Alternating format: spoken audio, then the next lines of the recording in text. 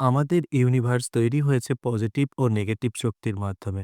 আমরা পজিটিভ শক্তি হিসেবে মানি ভগবানকে, ঠিক তেমনি নেগেটিভ শক্তি হিসেবে মানি ভূত, পিশাচ, ডাইনি ইত্যাদিকে। কয়েক বছর আগে পর্যন্ত তেনাদেরই রাজত্ব ছিল রাতের অন্ধকারে, যাদের নাম নিতেও কেঁপে উঠত মানুষজন। এই ব্যস্ত জীবনে ঝলমলে আলোতে টেকনোলজির দুনিয়াতে আমরা তেনাদের অনেক পিছনে ফেলে এলেও মাঝে মাঝেই তেনারা তাদের অস্তিত্ব আমাদের জানিয়ে দেয়। আমরা মানুষরা, জীবজন্তুরা বাস করি মনুষ্যজনিতে। গরুড় পুরাণ মতে এই অশরীরী শক্তিদের বাস প্রেতজনিতে।